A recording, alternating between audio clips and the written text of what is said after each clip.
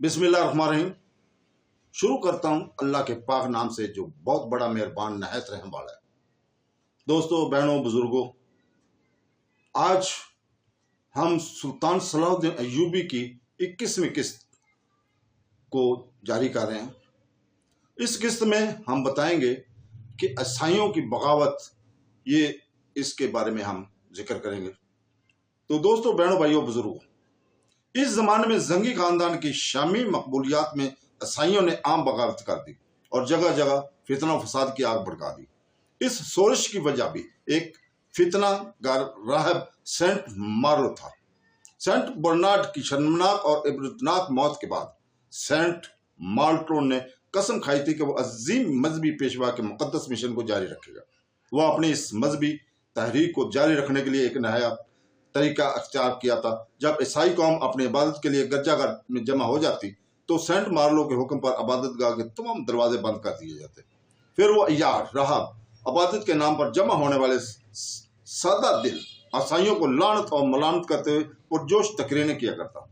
तुमसे यीशु मसीह इस कदर नाराज है कि मुकद्दस बेटे की हालत गजब को अल्फाज में बयान नहीं कर सकता। ये कहकर फितनागर राहब कुछ देर के लिए खामोश हो जाता ताकि वह अपने मुखालिफिन की दिली कफियत का मुशाहिदा कर सके।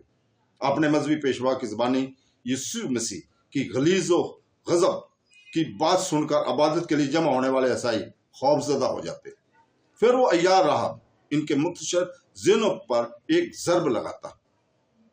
इस वक्त तक तुम्हारी कोई इबादत भी कबूल नहीं है जब तक तुम्हारे पैरों में मुसलमानों की जंजीर की गुलामी है। इस जंजीर गुलामी को कैसे काटा जाए, गिरजाघर में मौजूद ईसाई बेकरार होकर पूछते। इसका एक ही इलाज है, तुम मुसलमानों के खिलाफ बगावत कर दो। सेंट मार्लो बड़ी मकारी के साथ सलीबियों को वर्गला रहा था। सुल्तान अमादुद्दीन जंगी के दोनों बेटे नायर और नकारा हैं। बस तुम्हें थोड़ी सी हिम्मत करनी है, अपनी शमशीरें बेनियाम करो और जहां भी कोई मुसलमान नजर आए इसे बेदरेक कत्ल कर दो। फिर जैसे इंतशार फैलेगा, बाल्डोन सालिस की फौजें तुम्हारी मदद को आ जाएंगी। दरअसल इस साजिश की जड़ें यरूशलेम में थी। वाल्डोन सालिस के इमा पर सेंट मार्लो शाम के इलाके में दाखिल हुआ था। इस साजिश का एक ही मकसद था कि सुल्तान नूरुद्दीन जंगी और सुल्तान सैफुद्दीन गाजी के मकबूजात खाना जंगी की लपेट में आ जाएं। फिर वो इस सोच व बगावत से फायदा उठाकर मोसुल और शाम में दाखिल हो जाए। शाम, यरूशलेम, बाल्डोन सालिस ने इस मंसूबे की तकमील के लिए एक बड़ी रकम मखसूस कर दी थी जिससे हथियार खरीदे जाते थे और शाम के गिरजाघर में पहुंचा दिए जाते थे। ये सारे हथियार ईसाई रबों की लंबी लंबी अब्बाओं में पोशीदा होते थे और फिर गिरजाघर के तय खाने में जमा हो जाते। फिर इन हथियारों को बड़ी राजदारी के साथ रात के अंधेरे में इन तमन्ना ईसाइयों को दे दिए जाते जो जंगी सलाहियत रखते थे।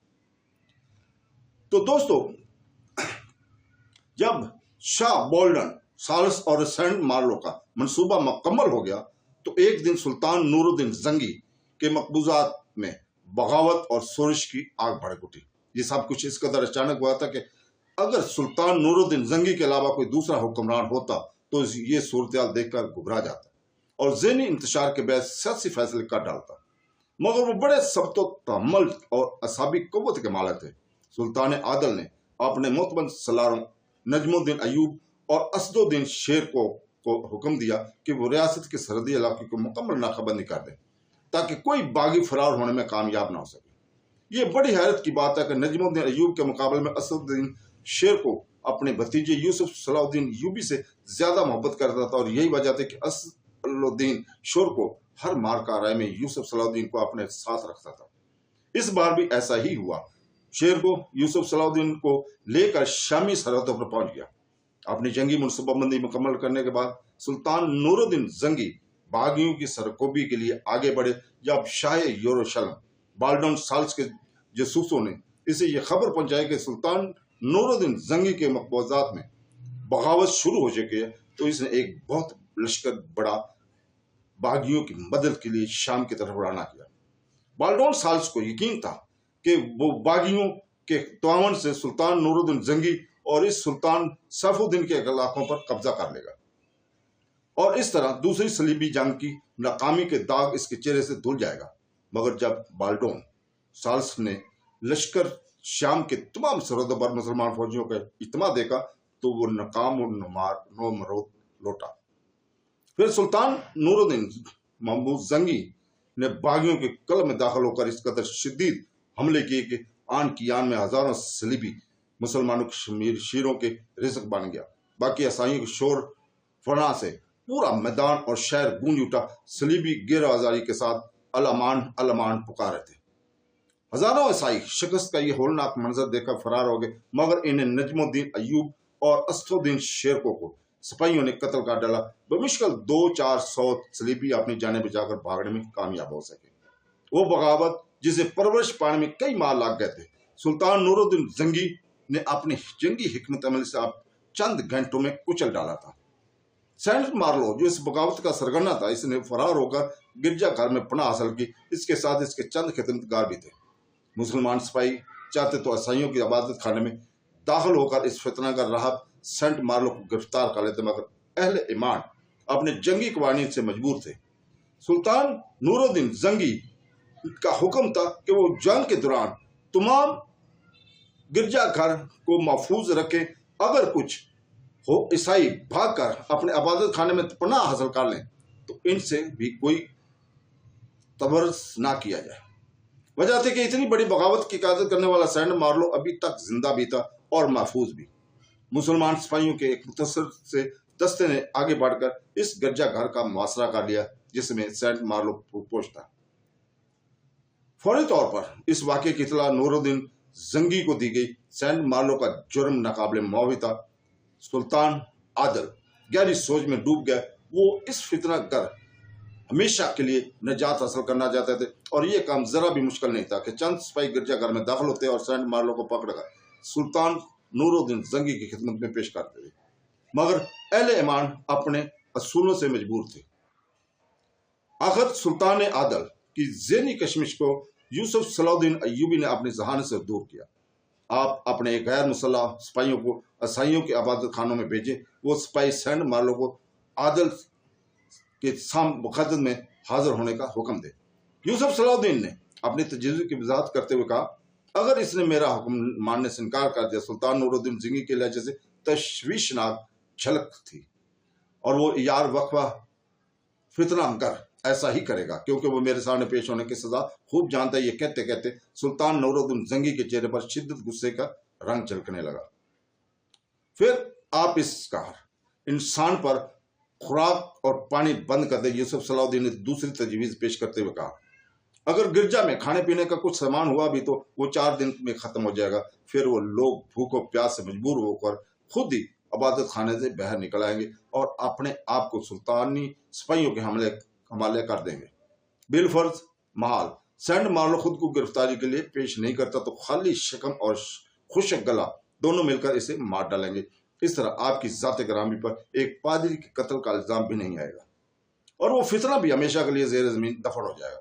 सुल्तान नूरुद्दीन जंगी ने सारे दरबार यूसुफ सलाहुद्दीन की जहानत की बहुत ज्यादा तारीफ की और इसकी इंतहाई मतबराना तजवीज़ से इत्फाक किया। फिर ऐसा ही हुआ जिसकी तरफ यूसुफ सलाहुद्दीन ने इशारा किया था।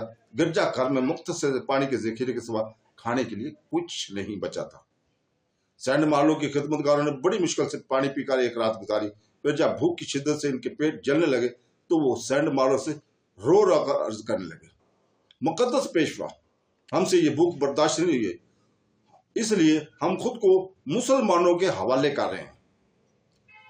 सेंट मार्लो अपने खिदमतगारों को मुकद्दस बाप और बेटी की कस्में देता रहा। अगरचे लोगों की समात बहाल थी लेकिन वो बहरे बनकर इबादतगाह से निकल गए। सुल्तान नूरुद्दीन जंगी के सिपाहियों ने ईसाई राहब के खादमों को गिरफ्तार करना चाहा, मगर इन लोगों ने रो रो कर कहा, हम जंजीरों के बगैर ही असीर हो चुके हैं। तुम्हें तुम्हारे पैगंबर का वास्ता, पहले हमें खाना खिला दो, फिर जहां चाहो ले चलो, कल का कत्ल कर दो या जिंदान में डाल दो। फिर दूसरे दिन सेंट मार्लो भी भूख से निडाल होकर गिरजा के बाहर निकल आया। सनफ तनवाई के बहस इसकी कदम लड़खड़ा रहे थे और आंखों के साथ अंधेरा छाया हो रहा था। इसने भी अपने खिदमतगारों के तरह मुसलमान सिपाहियों से सिर्फ एक रोटी की भीख मांगी। फिर सुल्तान नूरुद्दीन जंगी ने असाई रात सेंट मार्लो को जिंदान के इस कमरे में पहुंचा दिया जहां अडीसिया का साबिक ईसाई हुक्मरान जोल्सन ثانی 3 سال سے ایک اندھے قیدی کی زندگی گزار رہا تھا۔ جوسن ثانی نے انسانی قدموں کی آہٹ سنی تو وہ چونک کر بیٹھ گیا اور اس نے انتہائی بے چارگی کے لیے لہجے میں آنے والے کو مخاطب کرتے ہوئے کہا، اچھا ہوا تم آ گئے، فوراً جاؤ اور اپنے سلطان کو خبر کرو کہ مجھے رات سے تیز بخار ہے۔ سلطان تمہارے سامنے ہے۔ اس تک تمہاری بیماری کی خبر پہنچ گئی۔ سلطان نور الدین زنگی نے انتہائی نرم لہجے میں کہا، کچھ دیر بعد باری طبیب تھا تمہارا مرض تشخیص کرنے کے لیے پہنچ جائے گا۔ فی الحال میں تمہاری تنہائی کا علاج کرنے آیا ہوں۔ تمہارے مقدس پیشوا سینٹ مارلو میرے ہمراہ ہیں۔ آج سے یہ تمہارے ساتھ اس کمرے میں رہیں گے۔ اتنا کہہ کر سلطان نور الدین زنگی تیزی کے ساتھ کمرے سے نکل گئے اور دروغہ زندان نے قید خانے کا دروازہ بند کر دیا۔ جوسن ثانی اور سینٹ مارلو گلے مل کر بہت دیر تک روتے رہے۔ شام میں عیسائی باغیوں کی مکمل بربادی اور سینٹ مارلو کی گرفتاری کی خبر پوری عیسائی دنیا میں قیامت بن کر ٹوٹی۔ شاہ یروشلم بالڈن ثانی نے 3 دن تک شوق منانے کا اعلان کیا۔ شہنشاہ جرمنی اور شہنشاہ فرانس نے بھی اس خبر پر افسوس کا اظہار کیا، مگر اب ان کے دلوں میں مقدس جنگ کے حوالے سے کوئی جذبہ نہیں ابھرتا تھا۔ وہ اپنی سلطنتوں کے سدے مضبوط کرنے میں معروف تھے۔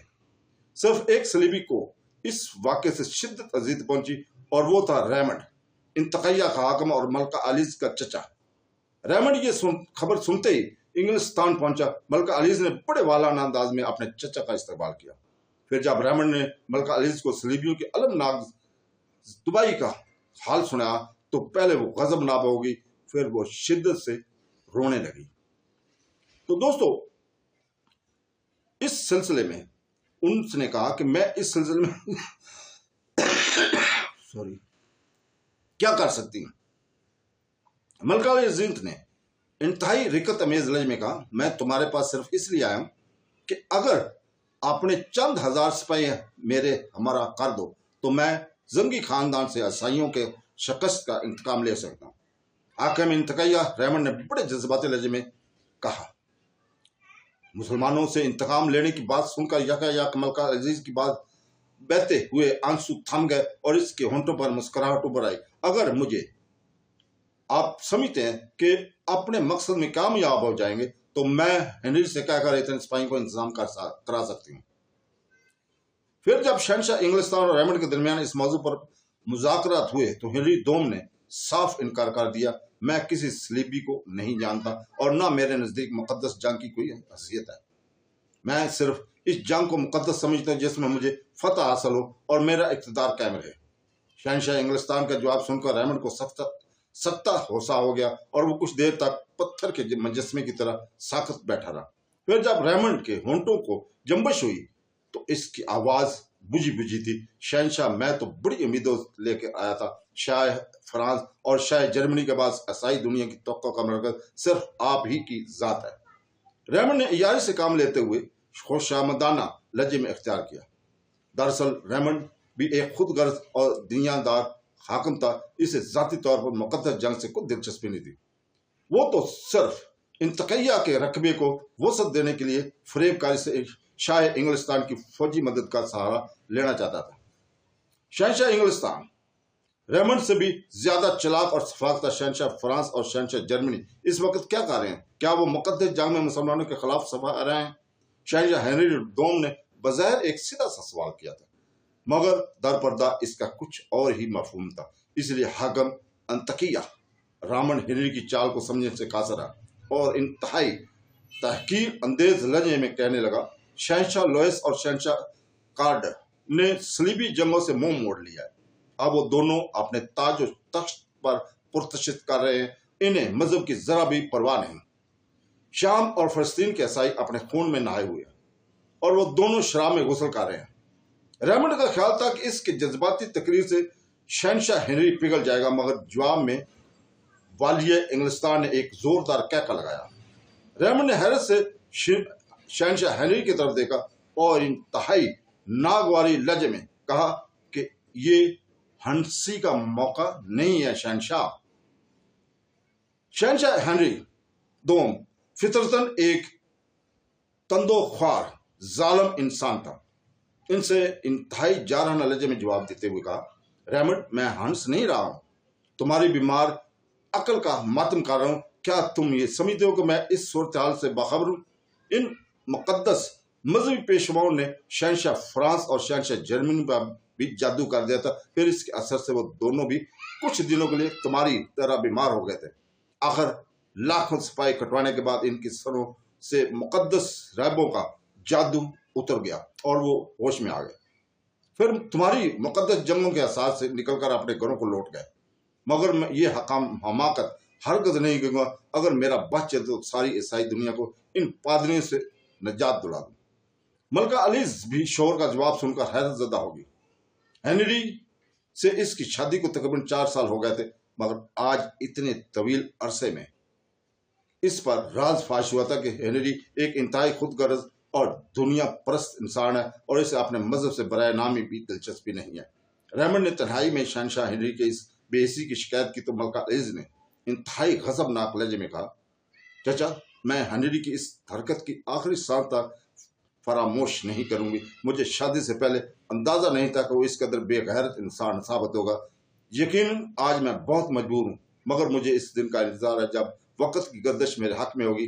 फिर मैं दुनिया को बताऊंगी कि सलीबी जंग कैसे लड़ी जाती है।